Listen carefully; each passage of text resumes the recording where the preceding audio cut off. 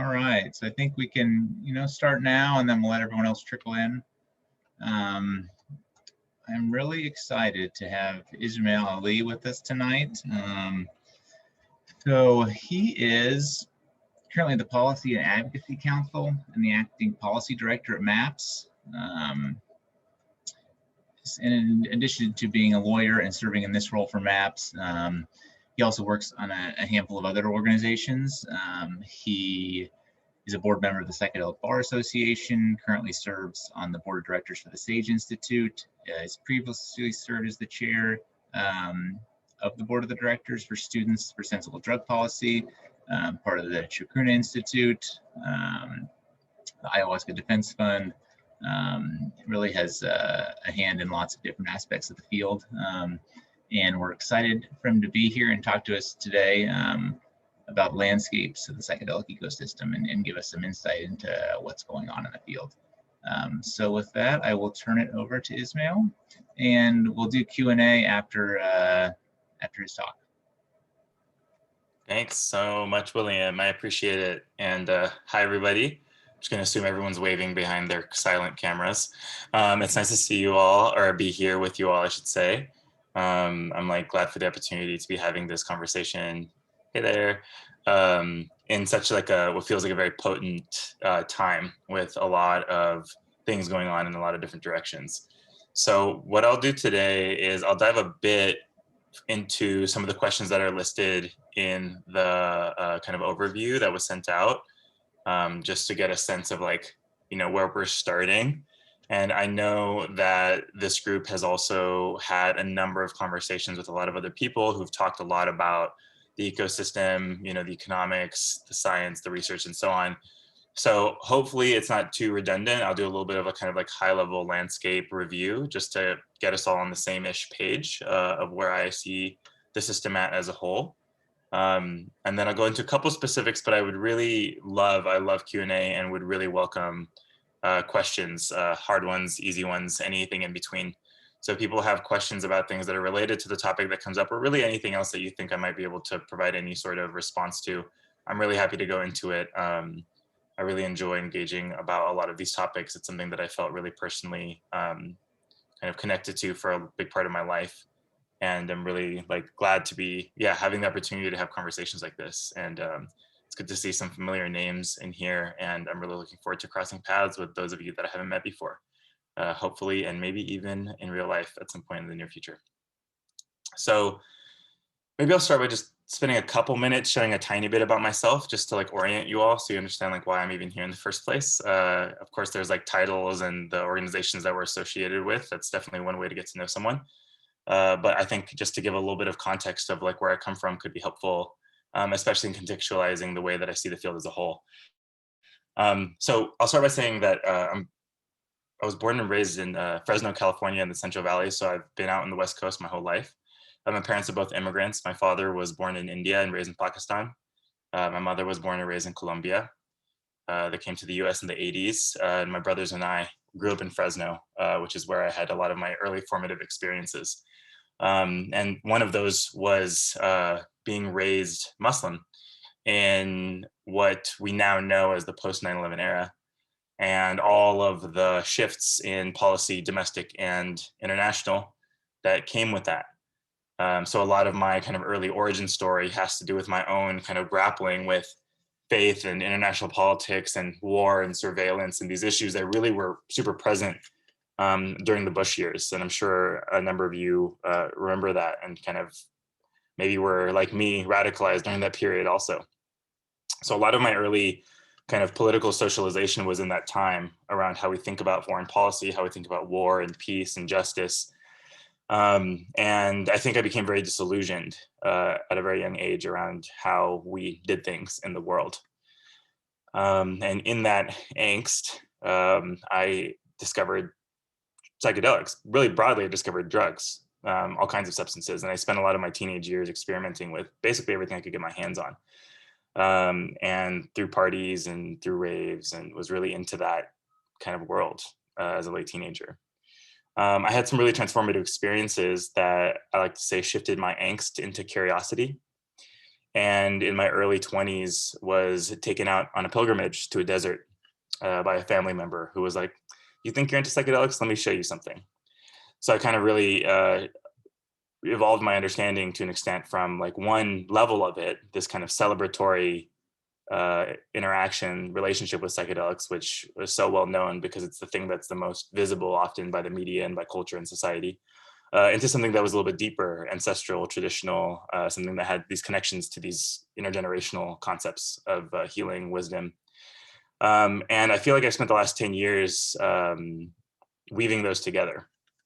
So I started working with Students for Sensible Drug Policy while I was in law school, which I attended mostly at the time to focus on issues related to surveillance.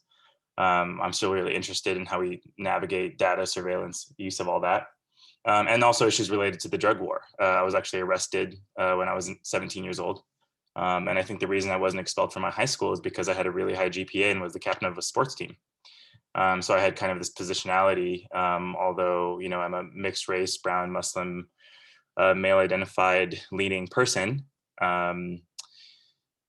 I still had a lot of privilege from education, from my environment that prevented me from having the same impacts of a lot of the war on drugs that a lot of other people around me had, whether it was the drugs themselves regarding to addiction or psychosis or suicide, or the criminal penalties associated with them, which I saw mostly leveled in people that were poor, that were darker than I am, so on. The story that a lot of you know about how the war on drugs works.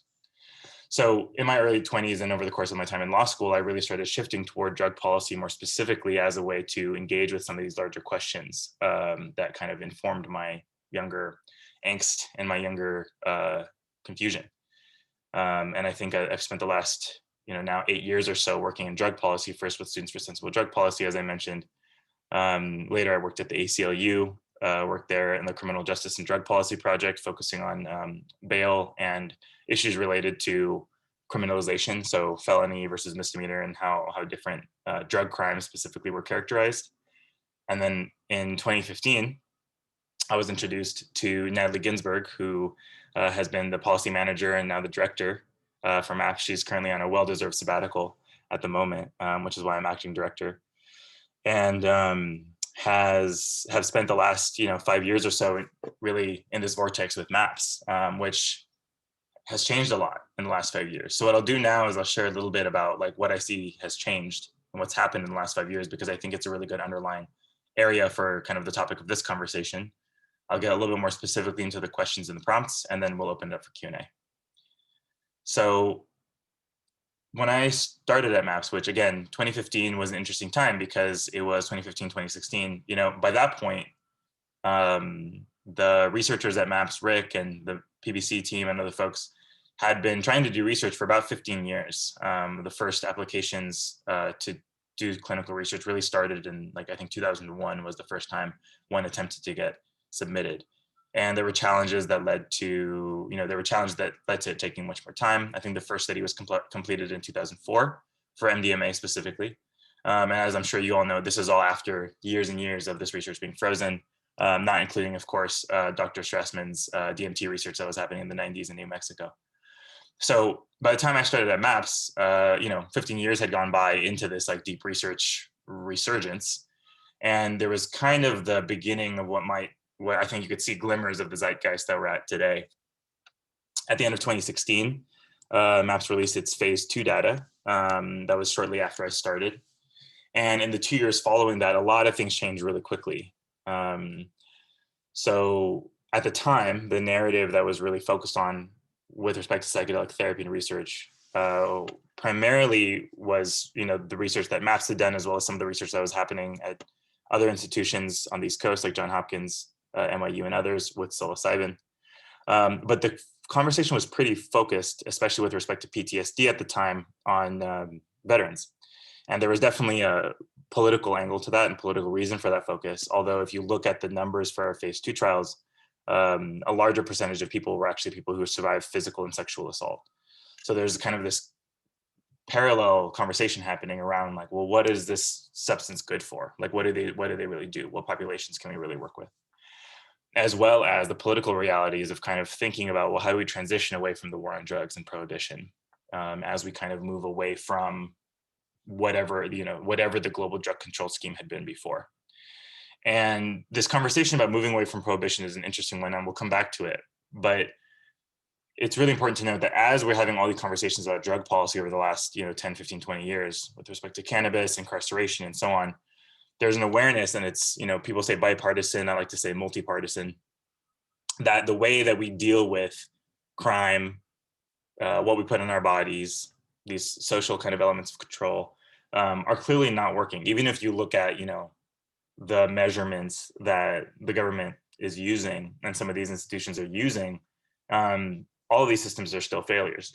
Criminalization of drugs has not slowed down use. It has not made use safer, has not made communities safer. So all the things that we want to see, regardless of your political persuasion or your moral directionality, are not working. So there's kind of this like collective awareness that we got to be doing something different. So I think people are a lot more open to solutions and open to that in a way that they hadn't been before. At the same time, you see a really big shift in how we think about mental health. And I think that's another major shift that, 10 years ago, I think talking about suicide and mental health was much more difficult. I think that that's changed a lot, especially with, the overdose epidemic. And I think that awareness around, I think the fact that many families have not been impacted, or I should say most families have been impacted by some sort of mental health issue, whether it's addiction or suicide or trauma or depression or something, has put people in a place now where there's a lot more openness and desperation. And I think the other big shift has to do with race and our understanding of identity. I know that, some years ago, there really wasn't a conversation around what would healing intergenerational or racial trauma even look like with psychedelics. And I think that's another thing that's really shifted in the last few years, with support, including from, some of the folks in this room. So I think that these 3 points kind of together have brought kind of society as a whole to a place where they're at the very least willing to accept that their understanding of psychedelics, psychedelic healing and so on was wrong. And I think that's a big part of what's underlying like the shift toward mainstreaming and the shift toward access. So after our phase 2 results came out, over the next couple of years, you really start to see some of these issues enter the mainstream. Michael Pollan's book came out, a number of other books came out, a number of other kind of news reports were done. So between, I would say, like 2016 and 2018, you really see like MAPS or other orgs being, shifting from being, drug policy nonprofits trying to work against this larger system to suddenly being at the forefront of a multi-billion-dollar biotech industry. And that happened real quick. And it was one of those go slow to go fast things where it didn't just happen all at once. It happened after literally decades of all kinds of research and political struggle and so on. So we're at this point, now in the last couple of years that the political willingness and the imagination, I think the political imagination of society has really shifted as a result, as it has to do with psychedelics. And I just saw a couple of things that kind of I'm seeing trend-wise around how that's been working. I think the first one, of course, there's like all of the stuff that's happening with respect to medicalization. And I feel like I can go into that, but I feel like that's the stuff that people are actually the most familiar with. It's like the federal FDA approval strategy. And, there's okay, we can get a drug through FDA. What does that mean? Okay, it gets prescribable, it enters healthcare, cool. There's another intervention.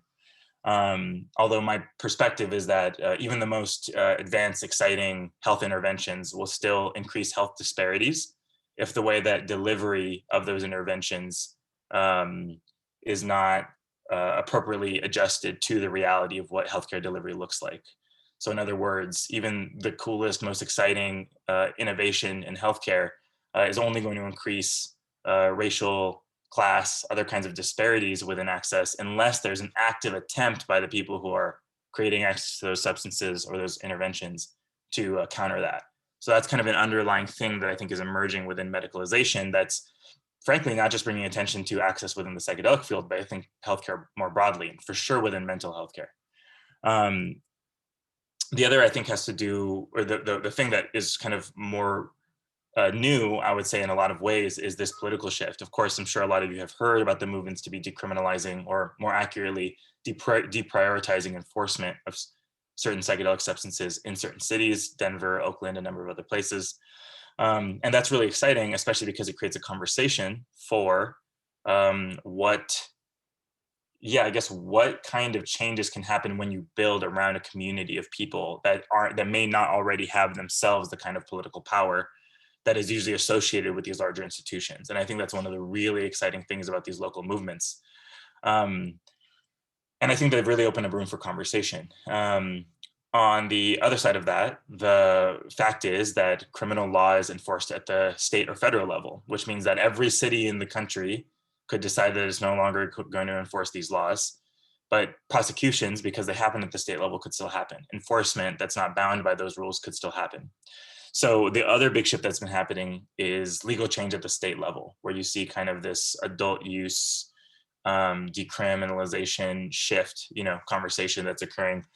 I think I want to say, after measures 109 and 110 were passed in Oregon last November, 109 being the creation of a psilocybin services system. And I say services on purpose, although a lot of people call it psilocybin therapy. And although psilocybin therapy may be available through the services system, it's really important for people to be aware that the system that was created by Measure 109 is more like regulated adult use than it is like therapy. It has elements of both, as well as Measure 110, which was also passed in Oregon to decriminalize the person use of all drugs. So after those two kind of shifts happen, and I'll mention importantly that Measure 110 passed with 2% more. I think it was 59% of the vote versus 56 for Measure 109. So it really kind of shows that there's this hunger for criminal justice reform more broadly, not just with respect to psychedelics. So after those two things shifted, there's been a really huge explosion in the last 6-7 months about what kinds of policy changes are possible. And for those of you that have been paying attention, you might be seeing a spectrum, where you look at Hawaii, California, Texas, Iowa, Massachusetts, Florida, a couple of other states. You look at all these different places, you see different approaches to what psychedelic policy reform might look like based on the environment that they're in. I think that a lot of us that have been working in drug policy for a long time have our opinions and our very strong thoughts and certainly our ideologies around what the best drug policy reform might look like. But we live in a society and there's a certain extent to which you have to kind of interplay with what's really going on in order to see what reform is possible. I really like the idea that politics is the art of what is possible, because it's really about like, okay, we have these ideas, but like, how do we actually implement them in a way that brings in the kind of power and the structure of the state, which comes with pros and cons, because there is something that's lost when you start using the leverage of the state and its power of enforcement to make people do things. And there's something that's definitely existential about that with respect to psychedelics in particular. But all that to say that we're now in a place where the idea of psychedelic policy reform at this municipal and state and increasingly federal level is totally not just this like made up cool dream. It's something that's like very, very, very plausible. And it's through that plausibility and that, what people I think are seeing as likelihood that you're starting to see this awareness and intention toward the psychedelic economy. And like, well, what does it look like to be bringing things into the system? One of my dear friends many years ago told me that legalization is merely permission to commodify. And when you think about the commodity market and the consumerist market in the United States and really in a lot of parts of the world, the idea of bringing psychedelics into that environment where you just get the free for all of kind of the quote unquote free market, rightfully, I think freaks some people out. So I think that there's something to really dig into with respect to those details. And that's a bit about, I think, what we'll go into a little bit more today. And really what I'm down to kind of engage with as far as like what people might have questions or interest in. Maybe one quick note I'll make before going into that is that as all this is happening with respect to psychedelics, I do want to acknowledge that shift in broader drug policy is also occurring pretty righteously. So there's also a lot of movements emerging for safe consumption sites and safer supply, substance analysis, these other harm reduction, these other kind of interventions that are really focused on the health and dignity of people who use drugs with, as I'm sure a lot of you have seen, Carl Hart's book and kind of his perspective, which is also focused on not just we should be able to keep people alive, but also people do drugs because they like them. And maybe we should think about what it means for people to use them in all these other settings and environments. And for those of you that have heard, MAPS founder Rick Doblin speak, one of the things that he's really committed to is access outside of medicalization. And a big part of my work in the policy department at MAPS is thinking about like, how do we reconcile and synergize these different approaches of decriminalization, reducing or fully eliminating criminal penalties for use, possession, eventually transportation, manufacture, and distribution too, and legal adult use access through a regulated system for people who maybe don't have diagnoses, and then also a pretty highly regulated, quality controlled, supervised, et cetera, medical system that is for people who might have comorbidities, histories of trauma, a lot more sensitivities. One quick note I'll make as we kind of transition to the conversation about the economics of it has to do with the how we think about social equity is the phrase that I'll borrow from cannabis for now. So we know we have an identifiable group of people who've been impacted by what we kind of traditionally see as the war on drugs and mass incarceration. Mostly Black, mostly brown, overwhelmingly poor, lots of poor white folks all over the country, lots of people who are in general out of range of or otherwise underrepresented, or more accurately, actively excluded from what might see as like mainstream economic society, in some cases for generations and hundreds of years. So with cannabis in particular, we have an identifiable population of people who have been impacted by criminalization, people who've been incarcerated, people whose families have been torn apart, whose communities have been torn apart. So in cannabis, as people thought about, well, how do we legalize in the right way? There's been a big conversation about social equity, which originally kind of started meeting a focus on access to the market. So priority licenses, making sure people could access the market who had been impacted. Maybe they lived in a highly policed zip code, or they themselves have a history of incarceration, or something along those lines. It started to expand a few years ago into community reinvestment, recognizing that not everyone who's been impacted by cannabis policy needs to have to start a cannabis business to be involved in, to get the benefits of the economy. So you start to see like tax allocation for, licensed tax allocation for communities and for all kinds of community reinvestment. There's a little bit more of a push to that happening now. And I think that where we're at with psychedelics is something similar, but slightly different, because unlike cannabis and for sure heroin, meth, cocaine, other drugs, it's harder to find the huge population of incarcerated people. There's no doubt that people have been incarcerated, I think more for MDMA and LSD out of any of the other psychedelics. But the numbers just don't even compare. They're not even close.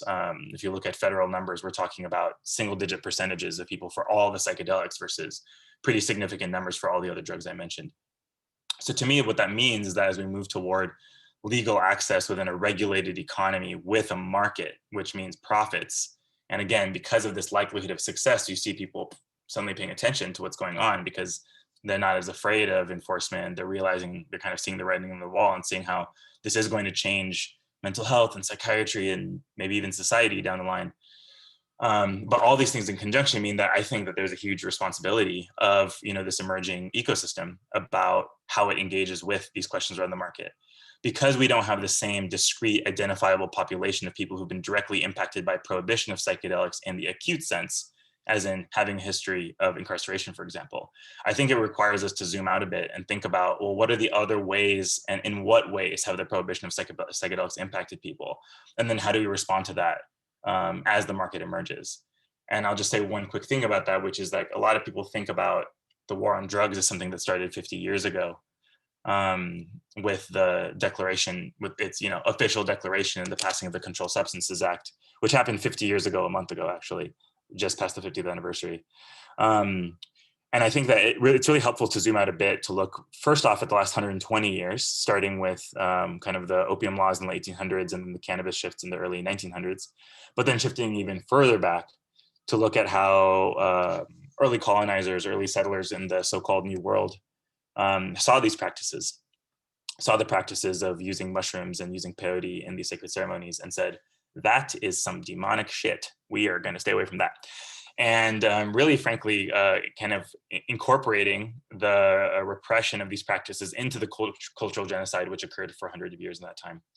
So thinking about like zooming way, way back, and if we think about the war on drugs as something that started 500 years ago, not just 50 years ago, it can be really helpful to see, okay, well, what are the impacts of that early repression? And you see it in the way that some of these traditional practices have syncretized and engaged with and incorporated some of the practices of these more modern or majority religions into theirs. You see a lot of this all over Central and South America. You see it in parts of Africa where you see kind of these hybrids of the symbolism of these systems within these different religious practices. But I think that it helps for me at least, to conceptualize, well, what are the actual harms or impacts of the war on drugs, or the global, how we think about drugs big picture, when we also think about the way that these practices were forced underground and destroyed. And so now when you hear people talking about, reaccessing their ancestral practices, that is not like just fluffy talk. That is people who are coming from the global diaspora who are really thinking, oh, wait, it is literally true that my own ancestors and people from my own lineage may have engaged with these practices themselves and may have lost them at some point. So I think that's also what's happening on a cultural level with respect to like access and interest in psychedelic substances, and like why there's so much what feels like something tangible beyond just the science and the medicine, which is super exciting, but that's really just one layer of it. The other layer is, I think, this larger cultural conversation about what do these things offer and what have we lost? Sometimes I think about the hypothetical, like what if when the settlers arrived to the so-called New World, it wasn't tobacco and like, whatever other cash crops that they capitalized on, but it was these other things. Like I feel actually in some horrible way lucky that the early settlers didn't see these medicines and say, oh, we can commercialize that. So we weren't. So right now we're 500 years in tobacco commercialization, or commodification, and that's something that I think that we as a society really have to unravel from, because tobacco itself is also a sacred plant. But I feel sometimes I think about like, wow, what if they knew then? Like, what would our world be like now? But here we're at now, where you have like billions of dollars, a huge amount of interest from venture capital, a huge amount of interest from people who otherwise have spent a lot of time, history, money, lobbying power, political power, keeping the status quo, suddenly really interested in bringing on these substances into these healthcare interventions that come with all of the baggage that we've been talking about. So that's kind of like the way that I see this. That's kind of the way I see where we're at right now, where there's like a lot of really cool potential for these substances, for what they do personally, therapeutically, spiritually. At the same time, there's now the gold rush is on. Now people can see the benefits. Now people are desperate enough. Now people recognize mental health needs enough to actually see, okay, how can these things be integrated? So I think a big question from, thinking about like the meta dialogue, I guess we're having here in this meta conversation is like, what does it mean to be moving forward and to be bringing these things into the light responsibly? And now that we're here, and there's really, really, really no putting the genie back in the bottle, there really never was.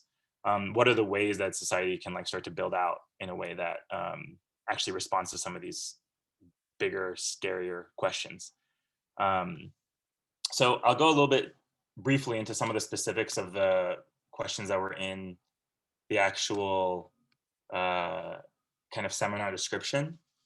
And I'll just touch on them, because I think that, I think it's a really good idea to go deep into some of them based on what people are interested in. And I don't want to assume, what y'all know or don't know.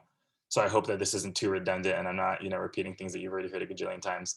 But I do want to touch a little bit on some of these questions, because they do kind of get to some of the details of how do we reconcile, I was gonna say reconcile all these different pieces, while also like moving forward responsibly, recognizing that like people really need support and people are in extreme desperation, extreme need, and doing that in a way that doesn't, create a sort of silver bullet effect. I've been part of underground drug culture for 15 years now, and I've seen things go really well. I've seen things go really, really badly.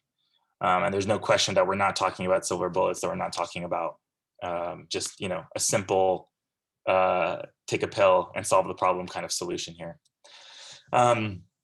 So I'll start with questions around treatment, delivery, and funding, and the kind of this commercial landscape, which I think is like a good, like big picture place to start.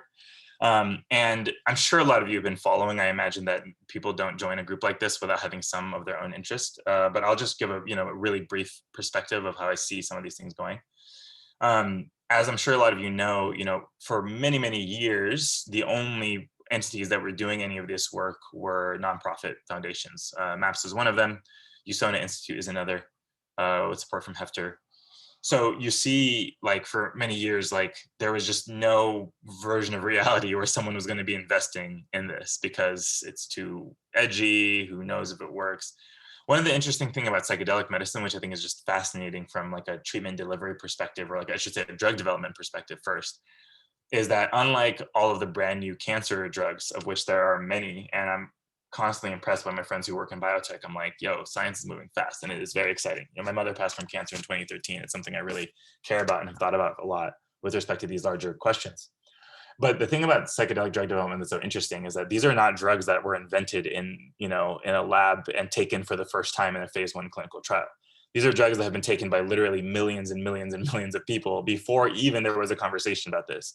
So our understanding of them culturally and how they kind of fit and how they are incorporated into society is very different. So for example, with a new drug, new cancer drug or a new drug for some other indication or some other thing, understand it, and I'm no chemist, and I'd be curious if anyone has thoughts on this, but I imagine that for a lot of these new drugs, not only are the methods of making them, you know, trade secrets, patented, hard to get, but although there is, and I think a lot of people don't know this, there is a diversion market for cancer drugs and other kinds of drugs, because America lives in a hell world insurance environment. So we're in this place where if you can't afford insurance, then you don't get it, which for many people means they don't get care. So for a lot of these like kind of highly specialized drugs, there's a diversion market, but it's really hard to just make that stuff. You know, you don't really see clandestine labs making a lot of these drugs in the way you do with other substances. The thing about these others, about, you know, drugs like MDMA, psilocybin, LSD, and so on, like even if there was a commercialized, fully commercialized dialed in version, which I think there will be at some point, the knowledge of how to make these drugs is definitely out there. And there's just no way around the fact that I don't really see access to these substances going away anytime soon, even if there is a commercialized, you know, medicalized framework through which people can have access. I think that's a really important thing to note, because that, I think a lot of people, especially a couple of years ago when the early days of kind of the psychedelic patent race started occurring, there was a lot of fear, I think for good reason, about what would get patented and how.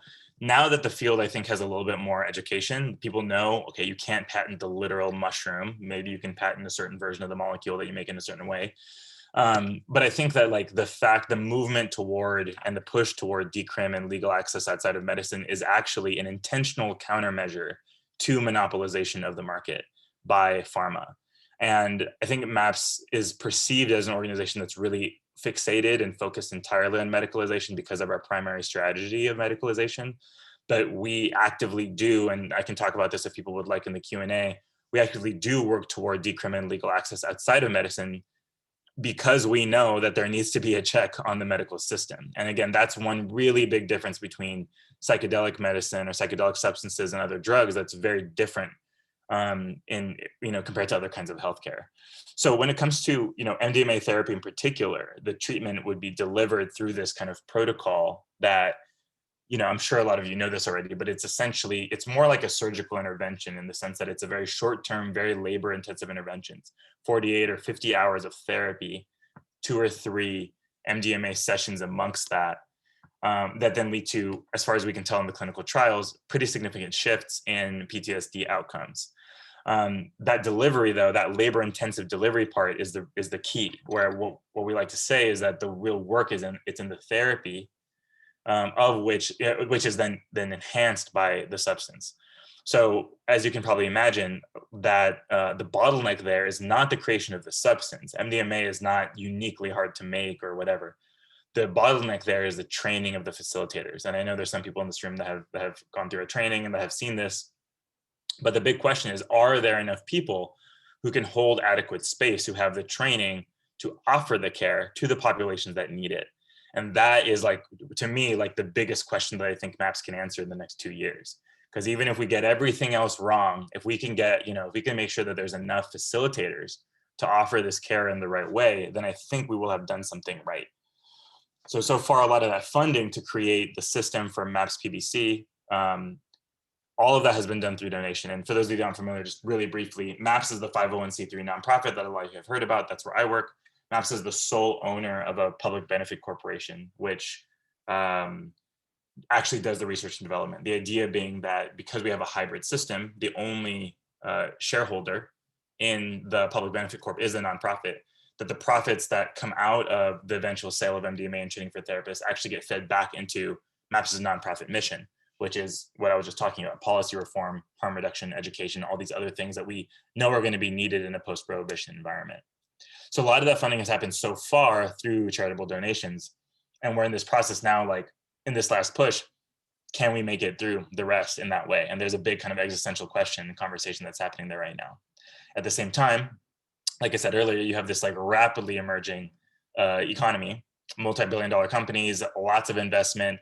A lot of people have asked to invest, you know, and I've heard Rick say many times to a lot of people, not today, you know, that's not the way that MAPS is trying to do the work that it's doing. But it is a way that a lot of biotech and healthcare delivery is done. So there's an interesting kind of thing that's happening right now where suddenly I think people within the psychedelic field are becoming more aware than they might have been before about how, frankly, almost all healthcare is made and delivered, or is developed and delivered. And that puts us in this place where we're like, okay, yeah, these are problems that we want to avoid for psychedelics, but maybe it's a bigger problem within healthcare as a whole. So for me, like that to me leads me to that kind of, yeah, leads me to a place where it's not, it's about psychedelic healthcare and delivery, but to me, it's also about some of these underlying questions about healthcare, access to insurance, all these other aspects of wellness, social determinants of health that are not just the things that you kind of deal with in psychedelic therapy, which is very powerful, but it is ultimately a modality that when done in the Western psychotherapeutic context is highly individualized. And even in group settings, you can do community healing to an extent in a group setting. And that is one of the cool things that's really happening with respect to psychedelic therapy. But at the end of the day, like the Western psychotherapeutic mental health model is highly individualized. And when we're dealing with systemic problems, the answers are not just things that happen in our head. They're not just like changes of our own opinions about ourselves. They're actually these larger systemic shifts. So I think that I saw this meme the other day that was like, when everyone has to go to therapy for the same damn thing, maybe the change needs to be systemic. You know, maybe there's something bigger than just like us all being depressed about the fact that we have to work every day. So I think that there's something kind of underlying a lot of this around systemic change that I can see bubbling up. And that's probably the thing that I think is the most inspiring about this larger picture when it comes to healthcare delivery, because it's like, okay, we're going to work with people for their mental health needs. We're also going to go beyond that. We're also going to go to the things that are actually kind of perpetuating that. And I'll just do a little dig to some of the large biopharmaceutical companies that are in the space who have so far been really reluctant to say anything about decrim or legal access or the war on drugs at all. So it seems like there's a lot of people that are really excited to jump in now that it's safer, who had not stuck their necks out, who had not sacrificed at all to really push this forward. And at this point are still not really doing anything. And I worry sometimes that it's going to go the direction of cannabis, where you have all these people who are like, let's create the industry, it'll help generate the movement, and then nothing. And then you just have all these companies that are really excited making a boatload of money. Maybe they give a donation to a nonprofit, but besides that, they're in for themselves. So one of the things that I think big picture with respect to psychedelics is like, well, what does this like larger conversation about reciprocity, business, corporate social responsibility, what's beyond corporate social responsibility? How do those things fit in with these larger movements toward universal healthcare, land back for Indigenous folks, reparations for Black people? You know, there's all these like really big social questions that I think a lot of people within the industry really want to be separate, but they're really not. They're really tied in because they have to do with the actual underlying causes of a lot of these health issues that we're dealing with today. So we can do whack-a-mole as much as we want on the mental health side. And I don't mean that in any way to diminish the work of therapists, because the work that's happening at the individual level is absolutely transformative and powerful. But as far as like what's going to allow, I think, some of these larger shifts to happen, there's got to be, I think, more to it. So I think when we're talking about these questions around the commercial landscape, it's like, yeah, we can talk all day about stock options, investments, and blah, blah, blah. But to me, it's like, what is the engine that's being generated by this emerging, extremely lucrative market? I'll just quickly go spend a couple of minutes on these last round of questions, and then I'll pause, and then we can go into Q&A, so we have plenty of time. And as you've already probably can tell, I can talk as long as we need about literally any topic. So like, I really urge you to, you know, think about some hard questions, and we can turn, this is a small enough group that we might even be able to turn into a bit of a discussion, because I really love hearing back. And I sound like I really know what I'm talking about, and most of the time I do, but I also really love learning and think that there's always more to learn and grow with respect to this ongoing, very complicated dialogue. So the last round of questions are about centralized approaches, patentability, legal considerations. I'll start with the patent one because it's kind of a good segue from the last round of conversation. I'm not a patent attorney, and I feel like I've gone a serious crash course on patents in the last couple of years, especially with respect to what's been going on. Hilariously, I did everything I possibly could to avoid learning about patents when I was in law school. Really regret that now. I feel like I'm learning the hard way, but here we are. So the first thing I'll say is like, like as I kind of mentioned earlier, I think public conversation is maturing a bit earlier. Like when you first saw some of those patent applications a couple of years ago, people were like really freaking out. They're going to patent the mushroom. People aren't going to be able to grow at home. There's no version of reality. We're not going to be able to grow mushrooms at home if we do this right. So I just think that like now we're at a place where we're now looking a little bit more nuanced about what that looks like. And I think that the existence and permission to home grow mushrooms is going to be the strongest like check against what we're worried about, this like runaway psilocybin industry. I think that's something that's like very real, because yes, it's like maybe less precise in certain ways and so on, but the benefits of home grow, I think, and you really see this with cannabis, where the existence of home grow in legal states is like an absolutely non-negotiable factor. People must be able to have a relationship with their own medicine. So I think that, when it comes to patents, I think that there's, MAPS has approached what Rick likes to call an anti-patent strategy, where all the information we get, we put out on the internet and make it available as prior art as quickly as possible with no intention of patenting it. It's easier for us to say because MDMA is off patent and, we're working in that realm. And I do think that there is a big existential question where we're at right now around like, well, what about the other kind of proprietary or the other things that we're coming up with, the training? How do we scale? Who do we license to? How do we do this in other countries? Like, there's a lot of big existential questions with respect to how we handle intellectual property.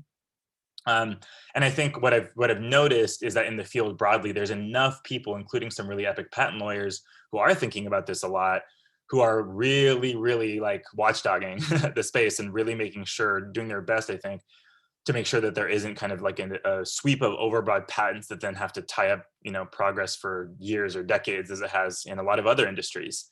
I remember there was a blog post, Rick Doblin and Christian Engermeyer were going back and forth on Twitter a few months ago, and we're posting blog posts. And there was a line that I think Christian Engermeyer wrote, and one of them was like, the existence of patents and their use is clear. It's in the Constitution, this and that. And I talked to some of my friends who are patents attorneys, and they literally laughed. They're like, there is no version of reality where patents are not controversial anywhere in healthcare. And we were like in the middle of the COVID vaccine conversation, and it's just like, the truth is, it's a complicated, nuanced conversation that has a lot to do with who gets to decide where different modalities of healthcare go. And that's a powerful question that I don't know if, it's good for any one person or a few people to have the answer to. So that's kind of a meta reflection on patents. I can go more into detail of that if people would like. But with respect to like other kinds of approaches, I'll just say, legally speaking, I think that it's important to, I do believe, I think that most people don't think this is possible. And I don't know if this is me being naive or just having a big imagination, but I think it's very possible for, decriminalization, legalization, and medical use and spiritual use, I should add, to coexist. And I think that legally speaking, one of the things that's really important is it's a constant dance between like what's really happening and what we really want things to look like, and what things, the way things are. And I'll just give one quick example, which I think really highlights it. If you look at the way people experience psychedelic therapy, especially with respect to psilocybin and LSD, a little bit less so with MDMA, so much is focused on this concept of the mystical experience and what that means. Super cool, really exciting concept. There's a lot of interpretations of what that is. But there's an increasing awareness within healthcare that like there might be an element of spirituality in certain kinds of healing, and maybe certain kinds of spiritual healing and transformation can result in physical health changes. Like that idea that these two things, physical health and mental or spiritual health, are not so separate is like, it's less and less radical of a concept, but it's definitely something that's, I think, starting to come together a lot. If you read Joe Tafur, there's a few authors and people who really talk about this a lot. And I bring this up because like right now, to do legal policy change, whether it's within spiritual practice, I also work outside of my work with MAPS. I also work with clients who are churches or spiritual communities who are trying to get exemptions or protection for their use, especially from DEA. There's a very big ongoing conversation about that we can also go deeper into if people are interested. But there's this increasing awareness that spirituality and health are like, they're actually quite woven together. And the idea that they're separate things is starting to get harder and harder to show. However, if you are a spiritual practitioner or you have a church in the United States, you better not be making medical claims, because if you start making medical claims, then you're suddenly within the jurisdiction of FDA, and things start to get sticky. And at the same time, and I know that there's medical providers here in the audience, you probably know that if you get too woo-woo with your colleagues in the medical field, you might not get taken as seriously, and you have to be really careful about how you're talking spirituality. So in the US, we have these dichotomies where it's like either spiritual use or medical use, and they're definitely not the same thing, and you better not cross them over. But anyone who's used psychedelics can tell you that those things are really overlapped in real life. And especially once you start thinking about psychosomatic disorders, autoimmune disorders that are related to inflammation, and like these really subtle interplays between the physicality of an illness and then the mental state or the spiritual state of a person's being, it gets harder and harder to separate those things. So I think regarding legal considerations, there's a very like practical strategy about keeping the things within their place until it's safe to do otherwise. And I think that like, although I really understand, trust me, so understand why it's important for like spiritual practitioners to be able to say like, maybe these things cure PTSD, although we never use the word cure. That's a really third rail word. It's really it's really, really important not to give people false expectations about what these substances actually can do, really avoiding that silver bullet effect that I was talking about earlier. It is, there's no question to me that there's kind of an increasing overlap between those concepts. And that's something I don't really know how to predict about where those overlaps are going to continue to emerge with respect to medicine and spirituality, because I think that those are the places where some of this more subtle, not just individual mental health healing, but the more community, intergenerational, racial identity-based stuff, like a lot of that occurs at the psychospiritual level and maybe isn't as explained by like, as, inflammation of something, although maybe there is an overlap there. So I think that like thinking about those like interactions is going to be really important, legally speaking. And then maybe the last thing I'll say before pausing is respect to like, how does this thing emerge? And like with respect to centralization, what kind of policies and so on. This might be a good segue into Q&A actually, because I feel like the idea that there's like, there's two things happening at the same time. There's both like an emergent economy and an emergent industry and landscape that I've just been talking about for the last hour or so. And then there's also the emergence or the visibility to what's already been happening in the underground and in communities around the world for a really long time. And that resurgence, there's kind of a natural like readjustment. For those of you that are familiar with PCP or ketamine, there's an emergence effect, where you go into a place of dissociation. As you emerge, there's something that changes, right? You come out of that in a different state. And I think that's a little bit what I think might be happening with psychedelics, where like, once it's repressed for long enough, it doesn't just like float calmly back up to the surface. It like rockets past the surface and creates a big splash. It takes a while before those waves adjust again. So I think that's where we're at now. And maybe I'll pause there. I just talked to you all for like 50 minutes straight. Thank you so much for listening and listening to my spiel and perspective about a lot of this stuff. I'm really happy to go into like any and all Q&A to the extent that feels helpful and interested. So thanks so much, y'all. Awesome. Thank you so much for the talk. It was fascinating, interesting. I was incredibly impressed how you just went through that whole thing without maybe taking 5 breaths. It was amazing. So we'll just transfer into Q&A. For those of you who've been here before, raise your hand. I'll call on you. Be great if you'd be willing to turn your camera on so we can see you and have more of a discussion. You can also write your questions into the chat and I will ask them that way. So I see Mohammed had first hand up, so I'll ask. You should be able to unmute now. Hello, can you guys hear me? Yes. All right, cool. So I have a number of questions. I'll try to go through the most important ones to be respectful of other people's time. Why do you think we are lucky to not have psychedelic medicine commercialized like tobacco like 500 years ago? I would like you to elaborate on that one, please. Yeah, this is a good one. I mean, so there's an interesting phenomenon happening, especially within certain indigenous communities, and for those of us that are in the category of what one might call reclaiming interrupted ancestries, or in the process of trying to reimagine interrupted ancestries, that is really centered in many ways around tobacco, specifically because tobacco is one of the only substances, one of the only plants that's similarly revered from the top of Turtle Island to the bottom of South America, the entire kind of range of Abya-Yala, this whole continent. And I think that when most people think about tobacco now, they have literally no idea about that history. They mostly just see this like terrible cancer-causing product. So I guess that's what I mean. Like if you look, there's a really good, I'll see if I can find it while we're talking and I'll throw it in the chat, but there's a really good testimony that Sanho Tree gave. It's on C-SPAN. It was in like the maybe 90s or early 2000s about like, you know, the commercialization of tea, coffee, tobacco, and spices, of course, in the early kind of what we know as like the transatlantic slave trade, colonial domination, imperialist project of those couple hundred years. And I think Michael Pollan actually also says something really great about this, something to the effect of like, caffeine is the best drug for the world that caffeine created, something along those lines. And I think that there's something in there that's really interesting around tobacco, where like we see tobacco as this like horrible cancer-causing death stick thing that people are just marketed, and you know it's been completely bastardized by the addition of chemicals and all this other stuff. So that's what I mean. It's I'm just imagining what would it have been like if the early settlers realized that they could commercialize mushrooms 500 years ago. Like, what would that look like today?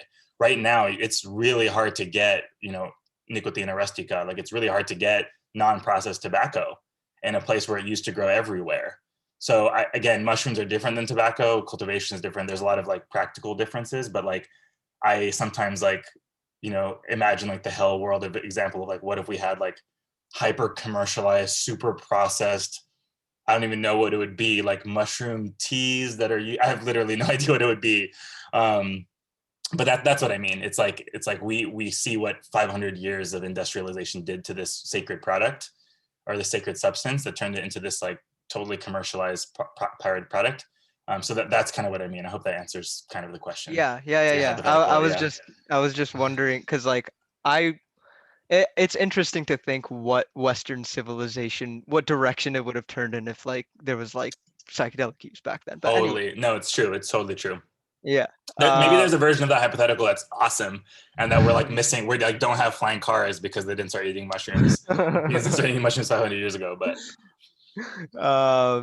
okay, next question. What do you think is the overlap between legal drug policy and therapeutic protocol, and how much would one impact the other? You said illegal drug policy? Legal, like the you know, through the legal system, policy creation and whatnot, and then how much would that impact therapy protocol, or how much would therapy protocol impact that? And like the extent. This is a cool question. Yeah, that's a really interesting one, because so I'll just put out a couple thoughts, because I think this is a question that could be like its own like 2-hour-long conversation, honestly. But the first thing that comes to mind is that I imagine, so with MDMA, it's a particular situation, because when MDMA was first started being used in therapy in the late 70s and early 80s, before it was criminalized. So it wasn't legally regulated, but it also wasn't illegal. So I actually wonder if the MDMA therapy protocol would be that different if it was never made illegal, because it's not that different from how it was before it was made illegal. Like the mechanism of how the protocol of how MDMA therapy works does not change too much.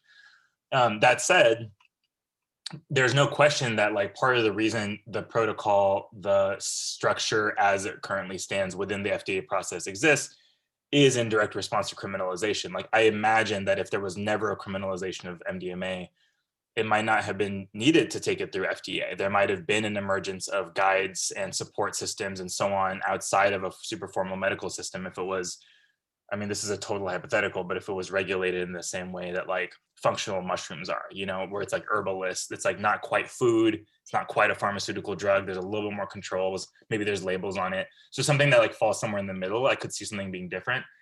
One thing I will say, like there's no doubt that psychedelic therapy protocols have been impacted by criminalization, partially because they've had to occur in the underground up until, you know, regulated access.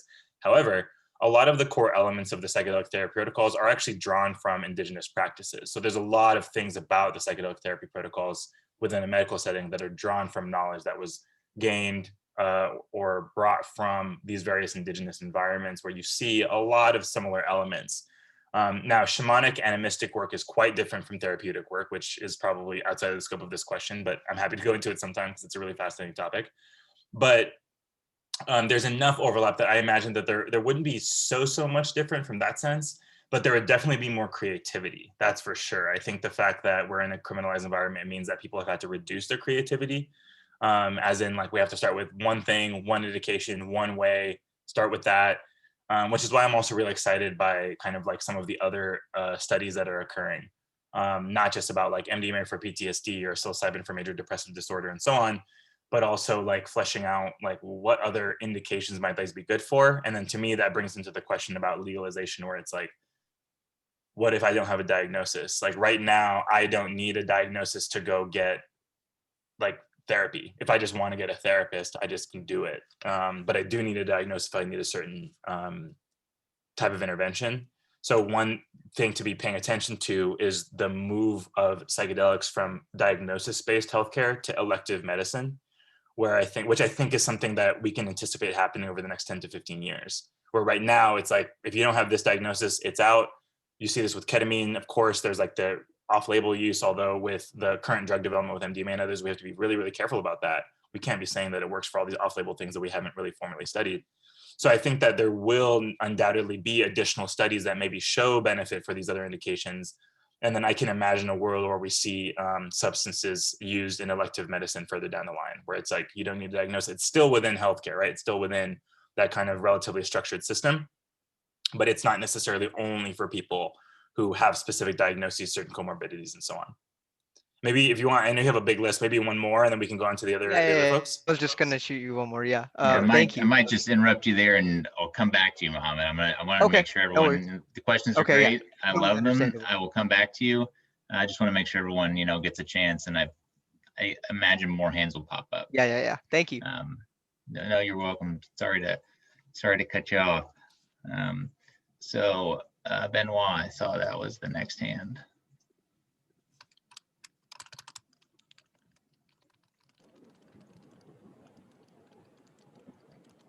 All right, can you hear me? Am I unmuted? You're unmuted. Okay, awesome. First of all, thank you, Izzy, for being here. So good to see you. You too. Yeah, this was an absolutely fascinating presentation and talk. I feel like the changes that have happened over the past few years in the psychedelic world, from the medicalization aspect to the decriminalization, and all the cultural stuff in between, have just been logarithmic and honestly hard to keep up with at times. And the way that you just gave such a succinct overview of everything, it was really incredible. Thank you. I am really interested in talking about the medicalization piece, because obviously MAPS has sort of been at the forefront of that work. It's something I'm really interested in. And I'm really glad that you mentioned the possibility of medicalization processes actually increasing health disparities, based on how they're rolled out.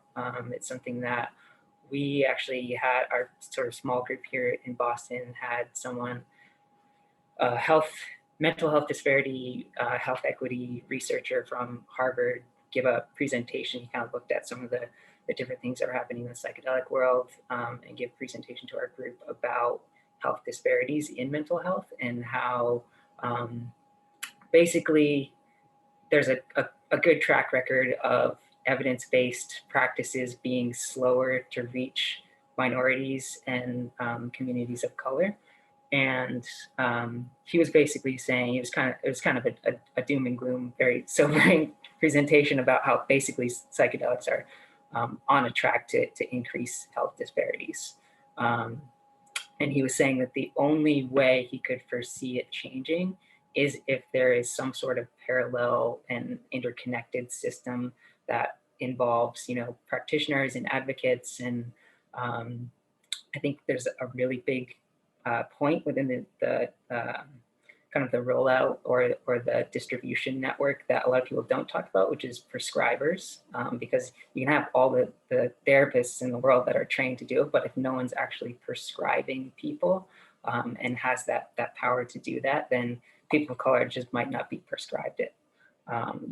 Those communities just might not be prescribed it, and even if there's therapists there, it doesn't matter.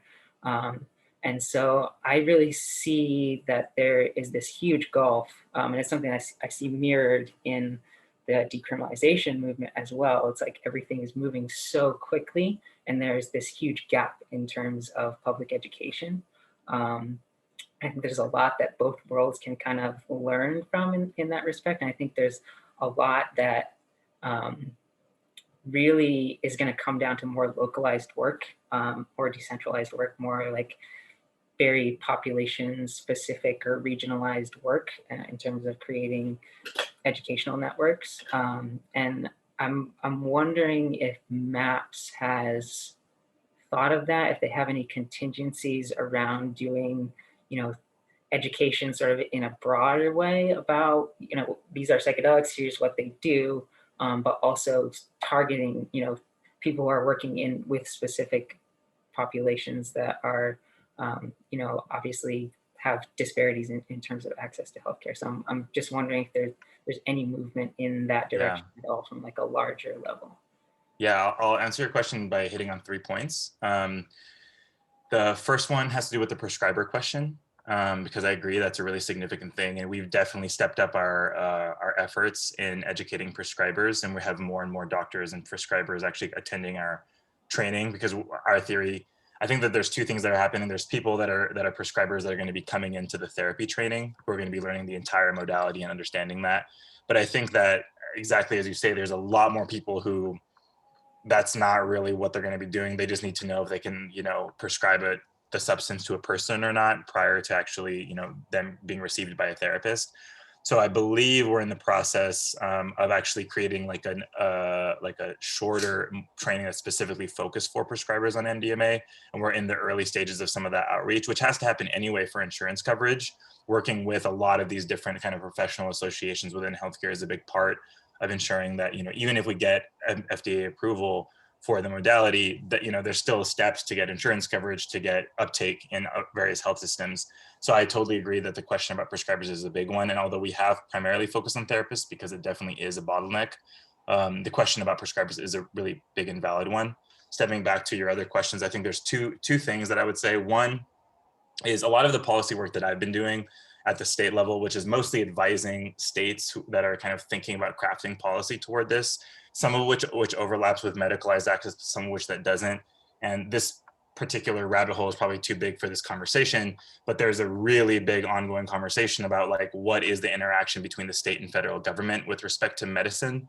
How much of that is regulated at the state level versus federal? How much influence should the federal government have? And the reason I bring that up is because, whether or not states even can create medical systems or quasi-medical systems and how they do it is like an ongoing question about a lot of this, or an ongoing kind of discussion that's occurring. And all that said, that a lot of the work that I've been doing in that realm has been how to encourage state governments to be allocating funding towards some of that big picture education you're talking about. That could be as simple as like PSA saying, don't mix ketamine and alcohol. A lot of people don't know that, and ketamine is probably the most used on average out of all of the drugs that we're seeing, as far as like we use in the underground, especially casually speaking. So, there's like basic like harm reduction PSAs. I think states should start funding harm reduction programs and so on, which is something that I'd really like to see. So I think getting state funding unlocked for some of those public education campaigns would be one way. And then lastly, to hit on your final point, there's a few things that we're trying to do. First off, a lot of the education that's occurring with respect to access for marginalized or historically excluded communities has focused on the therapy training, recognizing that MAPS as the drug developer and the supporter in certain ways, we're not going to be delivering it to the patient in most cases, right? It's going to be therapists in their clinic. So our view is that we have to empower the people who would actually be giving the care and making them as prepared as possible. And how much can you train? How much do you really just need someone from a certain demographic to provide a certain kind of care? So there's that kind of existential question. But I will say, to very specifically answer your last question, as I'm sure maybe some others here, Jamila and some others who are here were part of this, but we did a training a couple of years ago that really brought up some of these questions around working with communities of color. Over the last 2 years, that work has continued to evolve in a lot of really beautiful ways. There's a bunch of people in this group who've really continued that conversation in a really amazing way. And we're in the process of distilling some of the information that we received, we being MAPS, from some of our therapists who work with populations from the global diaspora, and who are thinking about like, how do we have these conversations with people who are not only not really up to speed on what's going on with psychedelics, but who have their own internalized and sometimes very justified fear around working with drugs that have been demonized and put in Schedule 1 for the last 50 years. So we will be releasing resources over the course of this year. But I also see this as something that MAPS, I think, can and should be releasing resources. And I think a big part of our role is to also encourage and support other groups that are doing that. Because like similarly with policy, we're not here trying to drive policy in every state. We're here trying to advise people to do whatever works for them, what makes the most sense in their environment. We're really trying to support that kind of community-led effort. So we kind of see that as being more of like background support, providing education, analysis, evidence, and so on. But really not trying to be the leader in every single field, and really trying to like make sure that there's space for like the, I think, needed diversity and variation of perspective that I think is going to be like critical to like actually helping people understand. Because like, we as an organization are not the best suited ones to figure out how to like bring education to spiritual care providers, for example. But we can work with people who work with chaplains or spiritual care providers and help get them the information they need to work with their people. And although in the US, we have a lot of psychiatrists and therapists, we can do that through here. If you look at other countries, we're working with officials in Armenia and Slovakia and people all over the world. And you just don't have the same kind of bench of mental health care providers. So we really have to figure out how to adapt to other kinds of healthcare systems, which often looks like elders or community healers or spiritual care providers. So that's another like slow but sure adaptation that I think is also emerging, which is going to be a big factor in this like access analysis that you're talking about. Yeah, that's incredibly fascinating, that last piece. And I think you brought up something that is really important to consider too. Like I know sometimes there's a lot of negative sort of energy that's directed at MAPS, and it is important like to not expect them to do everything or to be equipped to do everything. So okay. I really appreciate acknowledging that. And I think that the willingness to support groups that are, interested in doing that work is super critical. So yeah, great job. Thank you. And thank you for your question. I appreciate this conversation a lot. Yeah. I'll let you call on the next person, William, because I'm not sure about the dynamics. No worries. Thanks, Benoit. I see Jordan's hands up. Hey, everyone. Izzy, great to have you again. Thanks so much for leading us through this conversation. So fascinating. Yeah, thanks, Jordan. I have, I guess, a question and kind of a comment that I'm curious for your thoughts on. So the question is, this is kind of more concrete. So I've been curious both for MDMA and psilocybin, when they end up being medicalized, they get their FDA approvals. If you could just comment on what will, my kind of understanding is that only a drug product will be actually rescheduled. But what, like in the case of MDMA, like once it gets its approval, what will happen to, in your opinion, this legality of MDMA more broadly, or in the case of psilocybin, if Compass gets Comp 360 approved, it's only going to be that drug product that's rescheduled. What will happen to psilocybin mushrooms more generally? That I guess that's the first question. Yeah, I love this question. It's a very complicated one that we've been thinking about a lot over the last couple of years. So thanks for asking it. So just for like the one sentence version for folks that aren't familiar, although I'm sure many of you are, placement in the Controlled Substances Act has to do with the determinations on a few different factors. Likelihood or extent to which a drug can be abused. That's like part of the language, potential medical value, or, whether or not there's any known medical value, and then toxicity. And there's a whole like 8-factor analysis. There's multiple analyses that basically go into like, where does a drug end up actually being scheduled? And I'm not going to give my rant on it right now, but in short, it's not exactly evidence-based, or if it is, the evidence that's being used to make determinations is very prescribed. It's very limited to particular entities and who actually gets to say what. But yeah, right now, the situation is that, medical value cannot be determined under, US law for purposes of the Controlled Substances Act outside of the FDA. So even though there's all of this information about cannabis as a medicine, very little of that research has actually been done through the FDA context. which means that in the eyes of the DEA and the DOJ, for purposes of scheduling, it's not valid. It's not considered in that analysis. And for those of you that have been following, this is a big conversation that's happening at the international level with the WHO and what information the WHO considers legitimate for whether or not cannabis should continue to be internationally scheduled. But that's also another conversation.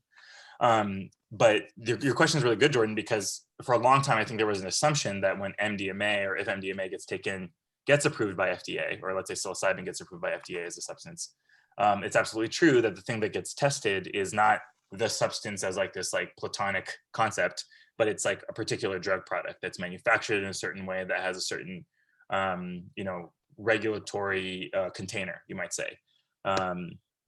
And the term to be aware of here is called bifurcated scheduling, or in some cases trifurcated scheduling, where you have a substance that's in different forms and different schedules. So one of the most well-known examples is GHB, gamma hydroxybutyrate, which is known as a date rape drug, but it's also used as a recreational use substance, which was scheduled, put in Schedule 1, and also approved as a drug called Xyrem and placed in Schedule, I think 2 or 3, at about the same time in about the year 2000.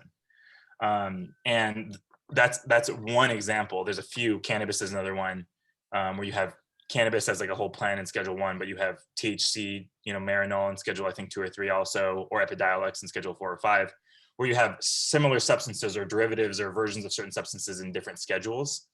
So the approval of FDA, or the recommendation for Health and Human Services to DOJ and thus DEA about the scheduling will only be about the drug product. FDA and HHS do not have the authority to recommend, much less require DEA to reschedule a drug itself. So really, it might be helpful to think less of rescheduling MDMA and more like placing the MDMA drug product on a schedule, which likely to be 2 or 3. Unclear at this point. We're in the process of figuring that out.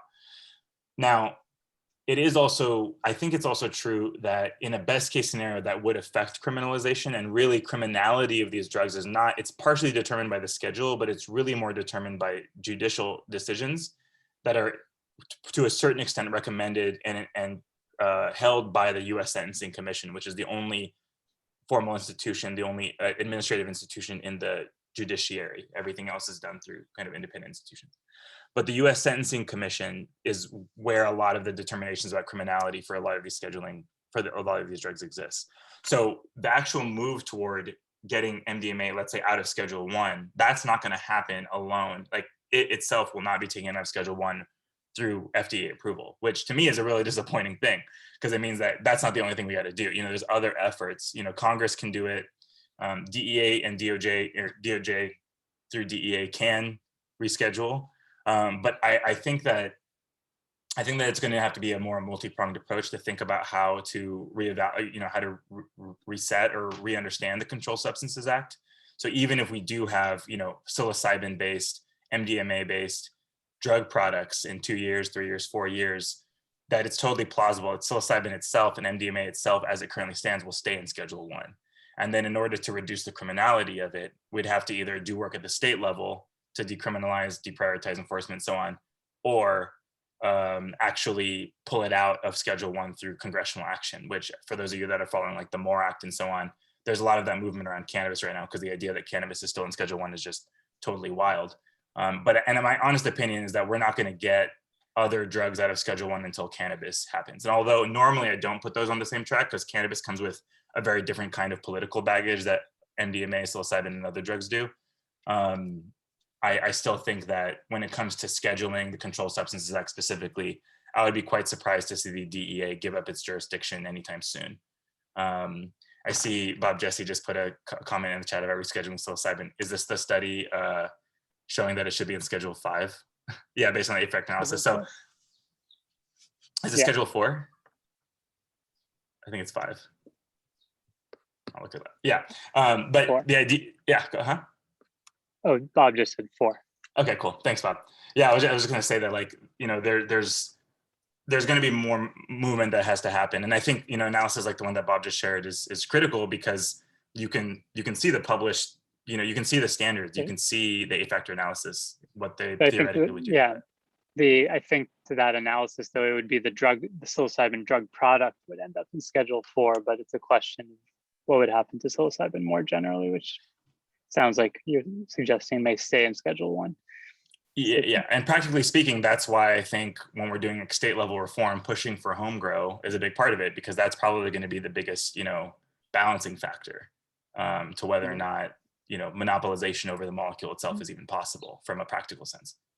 Yeah, thanks for the nuanced answer to that. And just a quick comment, because you were talking about the silver bullet thing, and it's been a big thing I've thought about, and a lot of the work I've done is about pairing psychotherapy with psilocybin. But I've seen, the comment is just that I've seen kind of a difference between MDMA and psilocybin, especially in recent years, as I think MAPS and MDMA has done a better job of creating this narrative of drug-assisted psychotherapy. And it seems like, from what I've seen with psilocybin, there being much more, both based on animal data and other things, like a lot of researchers trying to, or at least suggesting that the experience and the therapy may not actually be necessary, or at least looking into that through a series of studies.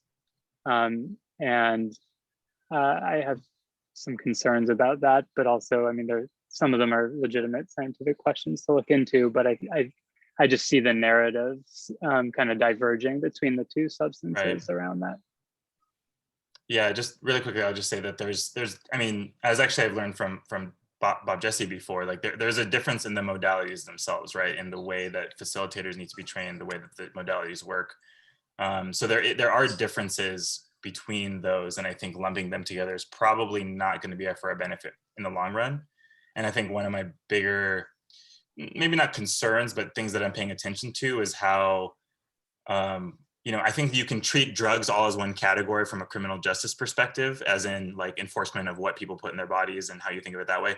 But once you start thinking about the ideal, regulatory environment for the safer use of certain substances or the optimized use for certain substances, a lot of those details start to really matter, because they're not the same. They work through different mechanisms, they work in different ways, they have different benefits, they have different risks. So I am a little bit hesitant to, and not that you're saying this, but sometimes I worry that there's like a little bit too much of the like, psychedelics do this cool stuff, and like there's this thing that they, and I think that there's a need to like break those apart a bit more. And that's where I think some of the rigor that I think comes from the evidence-based work that's happening with respect to the clinical studies and research is really valuable, because it really helps like tease out what are the actual differences, instead of kind of putting them all in the same category just because they're all in Schedule 1, which again is one of the harms of prohibition, where like when you put all of these substances in the same category as all the, as everything else, like it gets hard to differentiate them in a meaningful way. And I'm glad that it's starting to happen now. So thank you.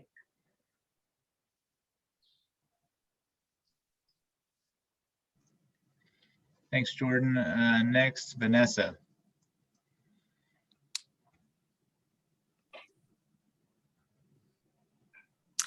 Hi all, I'm Vanessa.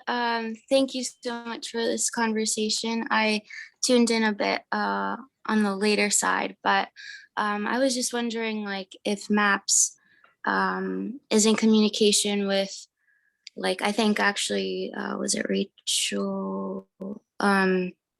Yeah, Raquel was sort of talking about the elders. Like, I was just wondering if MAPS are, in communication with the elders that are closer to the plants, and sort of like what are the plants sort of saying to them, or what is their purpose or meaning, or essentially like what's the mission of the medicine, and how can we like honor that and respect it. Yeah, thanks. yeah, this is a big question that will take a long time to answer. So I'm just gonna give a very short answer for now, so we can make space. But I love this question, because I think it has a lot to do with like the origins and purpose of the zeitgeist that we're in, or like what are the spirits of the plants or the spirits of these substances actually saying. So there was a couple questions when you asked. One thing that's a little bit different about working with, especially focusing on MDMA as MAPS has been, that's different from working with most of the other plant allies or plant teachers or plant substances that we're talking about, is that although MDMA can be, and it used to be more than it is, derived from plants, specifically from saffrol through sassafras. A lot of it is derived in kind of chemical, synthetic situations now, and there's a few different reasons, and we can go into the underground MDMA economy and how it's been like a pretty major terror on biological habitats, especially in Southeast Asia, which is a whole other conversation. But different people have different perspectives on this. MAPS is, and both the founders and people on the board and myself and others are definitely in contact with and engaging with elders from the movement. And there's a lot of people who were involved in the creation of MAPS and in the early story with respect to Rick and all of that. But different people definitely have different answers to this question. And I think it really depends also of which elders you're talking about and which substances, because there's a big difference between the people who've carried, for example, peyote for generations and their perspective on its use and how it can be respected and revered, compared to people who work with ayahuasca. And the differences in what you hear from indigenous practitioners, elders and otherwise in North America, Central America, South America varies very greatly. And I think that it would be far outside of my own scope to try to answer that question on behalf of anyone. But I would say that what I've seen is that there's a lot of different perspectives. And generally speaking, a lot of it boils down to like, how do we maintain respect for and revere both the practices, the people, and the substances, as well as the traditions that have carried them. And I think like one of the underlying questions in this bigger question about economics is there a way to do that while entering like what we see as like the modern commercialized market? And I don't know if I have a good answer to that question. I think that there's ways that we can mitigate it. And I think there's no question that it's happening. And if you especially follow what I hear, especially from like a number of the people who work with ayahuasca out of Brazil, there's definitely a theme that there's an awareness that the plants know what's going on and that like ayahuasca came out of the jungle on purpose. The question is like, what happens once it's out? And, I do think that there's a little bit of a human arrogance in this whole process where we kind of think we're deciding what happens. And I think with synthetics that may be more true, but I think that it's also possible that plants have their own awareness, consciousness, and agenda. And I think what they're saying depends on what you're listening to. So I could give a much longer answer to that, but there's a lot to say about that question. So I know that people have to bounce, so I can stay on for about 10 more minutes, but I know if people do have to go, I just want to give like one quick shout out. One of my wonderful colleagues in here reminded me. But if you are yourself or know any legal professionals who might want to learn about this, like obviously we've gone a bit deep into some of these like legal policy questions and they only get deeper, frankly. I do want to give a shout out to the Psychedelic Bar Association, which is being in the process of it has been founded, and we're in the process of doing early orientations. My colleague Catherine Tucker is on here right now, and she's another co-founding board member. And I'll put in the chat a link just so you can jump in, so you can check it out. But it's really for if you know any lawyers or legal professionals who are really thinking about like these issues and maybe want other people to think about them with, definitely check it out because it's a place where I feel like, we're all coming to like, the question that you asked Jordan and that you asked Benoit, and like all of these questions I think are part of like, how do we do this in the right way? How do we build the correct infrastructure? These are big existential questions that are really important. So.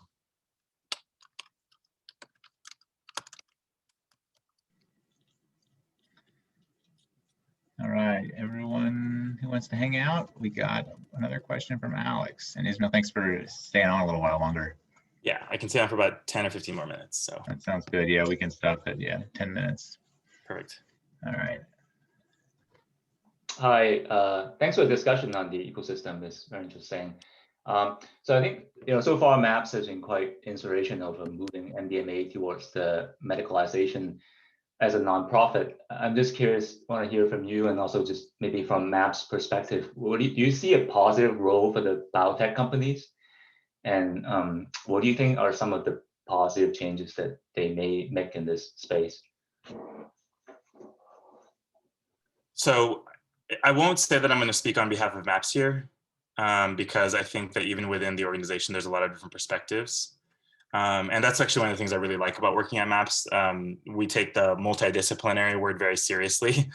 So you actually have like quite a few different perspectives, both from different, academic and professional disciplines, but also just ideological ones. And we do, I think, a really good job of holding that variation. So you'd probably get a very different answer from Rick versus from me versus another colleague of mine, you know? So I just want to start by saying that.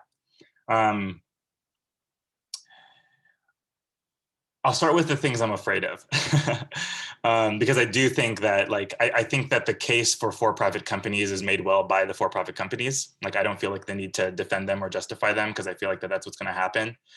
There's really no way around the existence of large for-profit entities in the space once, especially at this point.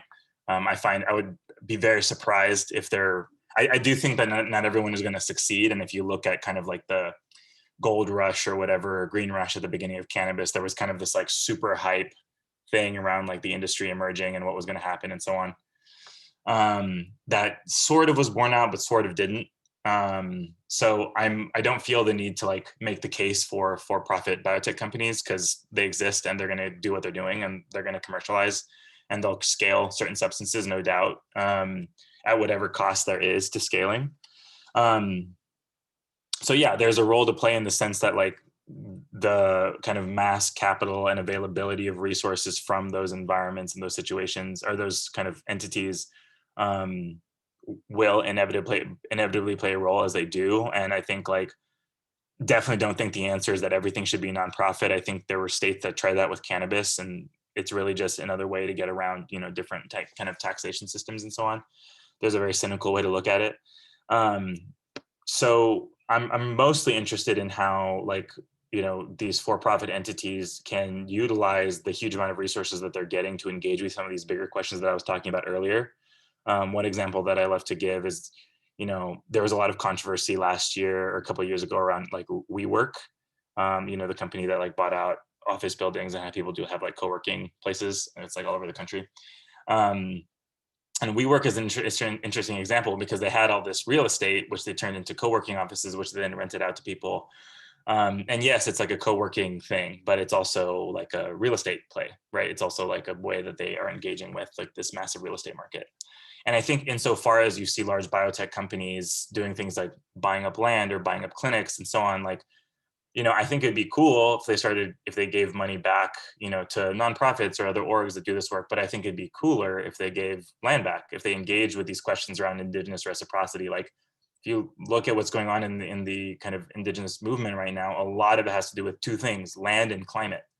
So I'm curious about how these large biotech companies with huge amounts of resources can actually start to put their money where their hearts are, apparently, where we're not just talking about healing people individually, but actually looking at these larger questions around land, climate, things that really like materially impact people's lives and their well-being. One thing that I have a concern about that I think is very plausible, and it's a prediction I've been making, and I'm curious about what the next couple of years look like. But whereas MAPS really pushes for multiple points of access, not just medical access, but also kind of decriminalized access, legal regulated adult use. I think that, you know, some people might say that that undermines our potential market share, where we're like, oh, we're trying to create access to MDMA through the, you know, medicalized framework. Like, anything outside of that's going to be a threat. I think that's, you know, true if you think of it in like very traditional, like zero-sum business perspective. And I think that misses a really big point about like what we're doing here. Like, the point of this is not to create a cool new product that can, like Benoit was saying, increase health disparities. It's actually to change society through evaluation of medicine, about the Controlled Substances Act, about healthcare, about criminal reform, and so on. So I'm actually worried, and I think that it's very plausible that we see some of these large biotech companies starting to lobby against other kinds of reform efforts.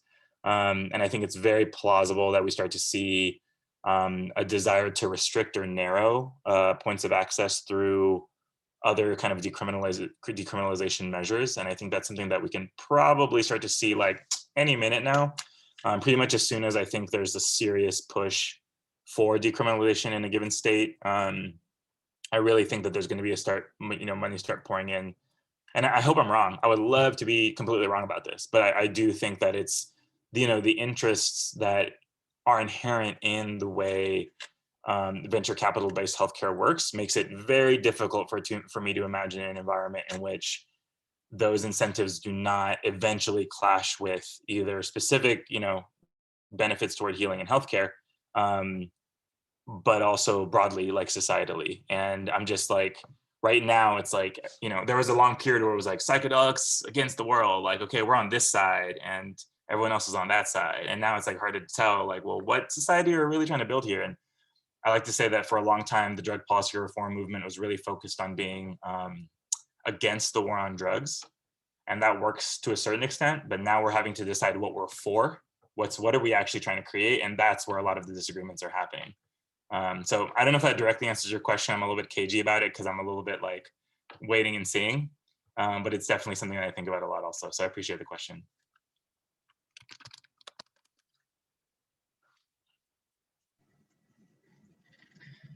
I can, I'll throw out one question. I'm just curious to know what does your kind of ideal future look like? Like if you could build this, it's all up to you. How would you sort of design our system? Flying cars with no carbon emissions. That would be nice. No, if I was designing a perfect future, I think that there's actually, I think of it as a lot of on-ramps, having many on-ramps to access. And I like to think of it as like a floor and ceiling model. And this isn't exactly right because I don't think there should be like super hard limits, but I think, so one of the things about medical access is that it works because there's a floor. You might see a diagnosis as a floor. It's like you can't get into it unless you have a diagnosis. And it's once you have that diagnosis, it unlocks access to a certain medical modality. And then I think when you look at adult use, it's more like a ceiling. It's like if you're over 18 or over 21, depending on the system, like you're presumed to be permitted to use it because it's ridiculous for the government to tell you whether or not you can pick mushrooms in your backyard and eat them. But if you are evaluated and have certain contraindications, maybe doing them like at your home alone is not the safest idea. And maybe you should have a guide, or maybe you should have support, and maybe you even need actual medical care. So to me, I think that there should be, different points of access for different types of people who have different needs. And ideally, there's a huge amount of education to help people understand where they might fall into that category. Because I think that there's, even if you have all the points of entry, if people are, and this is why I worry a lot about the way the media is portraying psychedelics right now. Like, if people think that just like taking, psilocybin will cure your depression, like, there's a lot of variables in that statement, and I think that in a best case scenario, we have like really good public health education, starting with like literally, if not elementary school, at least like junior high school education. I think that's a huge part of it. So building out honest drug education curriculums. So to me, I see it as like a three-pronged thing where you've got the different points of access, but let's say you have multiple points of access, decriminalized, we can go it yourself and you can sell it at a farmer's market and have like, trade among friends. And you have like a legal regulated system where adults can buy and sell and trade within a larger kind of economic, maybe even corporate structure. Then you have medical systems. But even if you have all of those things, there's still all the stuff that goes into the use. So that I see as like a prevention, mitigation, and crisis response situation where you have all the stuff within prevention, education, information, curriculum, and so on.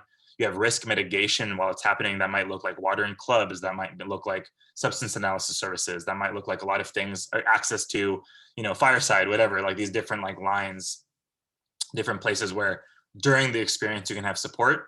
And then in situations where things don't go poorly, yet that you also have unarmed, well-trained, well-funded 24/7 crisis response. You see cities like Denver, Eugene, Oregon, other places where they're experimenting with unarmed mental health care crisis response. In a lot of places it's working.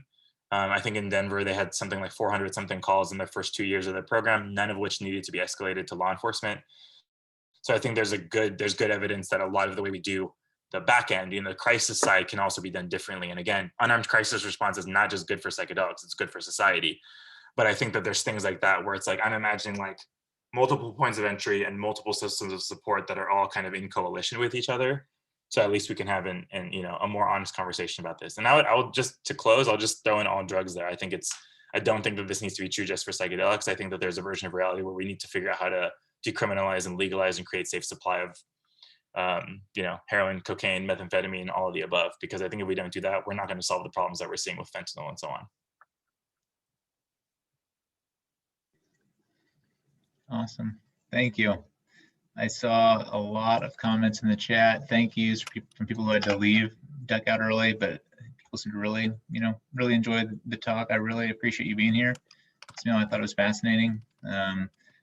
I will unmute everyone so they can give their thank yous. Ismail, do you want to say anything before I do that? No, well, yeah, just thank you. Thank you all. I love having these conversations. I appreciate an engaged audience. I really appreciate the thread and the questions. And I'm so glad that we got like some special guests. I was really glad. Thank you, Bob, for coming. I really appreciate your presence. And Catherine, shout out to Catherine Tucker, who was here earlier, and some other people. So just really grateful that we had a really cool conversation. I really appreciate you all.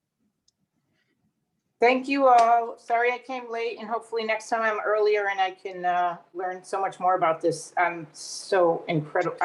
It's blown my mind that this is happening, and I'm just so happy it's here. So thank you all. Same, I feel you. Everyone, feel free to shout out your thank yous. Thank you. Thank you. Much appreciation. You can find me on social media. Thanks. Just put my thing in the chat. Have a great rest of your evening. I hope we get a chance to cross paths in person. Thanks a lot. See you around.